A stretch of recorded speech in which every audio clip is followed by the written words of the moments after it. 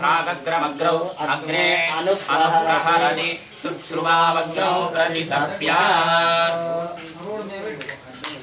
श्रुवावग्नौ प्रतितप्या दर्भाग्रैः सम्मारुष्टिः श्रुवमन्तरतोऽभ्याकारं सर्वतो विरमपि समाहारं मूलैर्दण्डं प्राचीनमध्यतः अग्रैरन्तरतोऽभ्याकारं सत्स्पर्शाग्नौ पवित्रयानुप्रहरति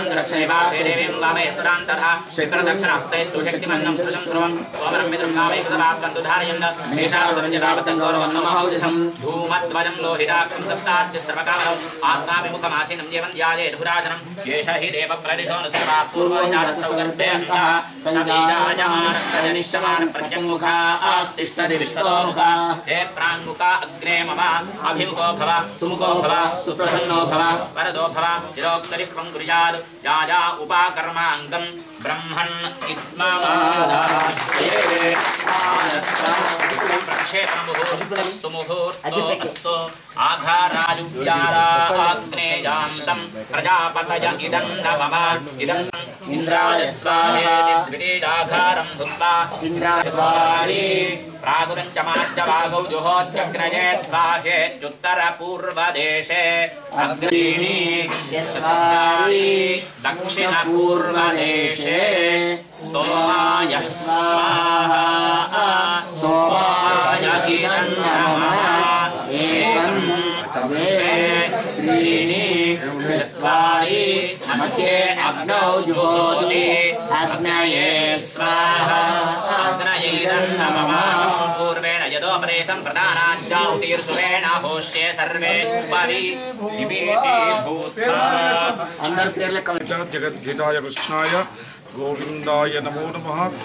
శ్రావణ పూర్ణమ పౌర్ణిమ రోజు శ్రవణ నక్షత్రం పౌర్ణమి రోజు ఉన్నది కాబట్టి శ్రావణ మాసం ఇది శివుడికి సంబంధమైనటువంటి శివకేశవుల పూజా పునస్కారాలు చేసుకునేటువంటి సంబంధము. తర్వాత నదీ స్నానం ఎక్కువగా ఉండవు, ఎందుకంటే నదులు బాగా ప్రవహిస్తుంటాయి. ఈ ఉపాకర్మ అనేది సంవత్సర ప్రాచిత్తం పంచగవ్యముతోని బ్రాహ్మణులందరూ కూడా నూతన యజ్ఞోపవిత ధారణ చేస్తారు. నిత్యకర్మ అనుష్ఠాన యోగ్యత సంవత్సరం చేసుకోవడానికి సంవత్సరంలో జాతాది వృతాది శౌచముల యొక్క నివృత్తి కొరకు దోషముల కొరకు సర్వదోష ప్రాచిత్తార్థం కొరకు నూతన యజ్ఞోపవిత ధారణ. స్త్రీలకు శుక్రవారము వరలక్ష్మి వ్రతములు ఇలాంటివో బ్రాహ్మణులకు ఉపాకర్మ నిత్య సంధ్యావందనం చేసేటువంటి బ్రాహ్మణులకు సంవత్సర ప్రాచిత్తం కొరకు నూతన యజ్ఞోపవిత ధారణ ఉపాకర్మ చేసి అంటే అగ్నిహోత్ర కార్యం చేసి అగ్నిహోమం చేసి అగ్ని సాక్షిగా బ్రాహ్మణులందరూ కలిసి ఒకది కూర్చొని దీన్ని శ్రావణి అని అంటారు. శ్రావణ మాసంలో వేసేది దీన్ని శ్రావణి అంటారు, ఉపాకర్మ అంటారు. నూతన బ్రాహ్మణులందరూ ఒకది కూర్చొని రామమందిరంలో బ్రాహ్మణ వీధి రామమందిరం ఎక్కడెక్కడో ఉన్నటువంటి బ్రాహ్మణులందరూ ఒక్కగా కూర్చొని దానికి పురోహితుడు అన్యారం పట్ల సాంబయ్య గారు, తర్వాత తిగుళ్ళ విశ్వశర్మ గారు, సభాపతులు తిగుళ్ళ సూర్యనారాయణ గారి ఆధ్వర్యంలో పురోహితులు బ్రాహ్మణులు ఉద్యోగస్తులు అర్చకులు అందరూ కలిసి ఈ ఉపాకర్మ సంవత్సరంకి ఒకసారి రామమందిరంలో అనాదిగా వస్తున్నటువంటి ఈ ఉపాకర్మకు వచ్చినటువంటి బ్రాహ్మణులందరూ కూడా నూతన యజ్ఞోపేతం ధరించి నిత్యకర్మ అనుష్ఠానం కర్మ చేసుకోవడానికి యోగ్యులవుతారు.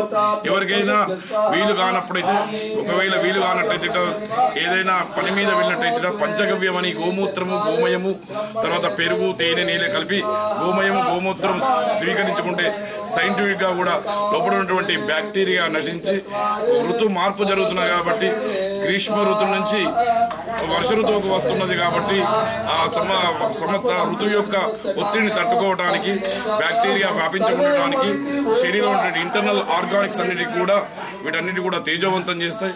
ఎలాంటి బ్యాక్టీరియా కానీ దోమకాటు కానీ డెంగ్యూ వ్యాధి లాంటి అనేక వ్యాధులను అనేక జ్వరాల నుండి కూడా ఉపశమనం పొందడానికి ఈ గోమూత్రము గోమయము తేనె పాలు పెరుగు తీసుకొని పంచగవ్యాన్ని తీర్థంగా తప్పకుండా ప్రతి బ్రాహ్మడు స్వీకరిస్తారు. ఈ పంచగవ్య తీర్థాన్ని ఎవరైనా ఎప్పుడైనా ఎట్లా ఉన్నాడో తప్పకుండా స్వీకరించాలి. ఇది ప్రాతఃకర్మ చేసేటువంటిది, తర్వాత మాధ్యాహ్నికం, సాయంత్రం ప్రదోషము, త్రికాల సంధ్యావందనం చేసేటువంటి బ్రాహ్మణులు కనీసం సంవత్సరానికి ఒక్కసారైనా వీలు చేసుకొని బ్రాహ్మణులకు పండుగ ఇది. బ్రాహ్మణోత్తముల యొక్క పండుగ సంవత్సరానికి ఒకసారి బ్రాహ్మణోత్తమం చేసినటువంటి పండుగ. దీన్ని ఉపాకర్మ అంటారు, శ్రావణి అంటారు, నూతన యజ్ఞోపవిత ధారణ అంటారు. బ్రహ్మచారులకు, వృద్ధాశ్రమ వృద్ధులకు, తర్వాత సంసారులకు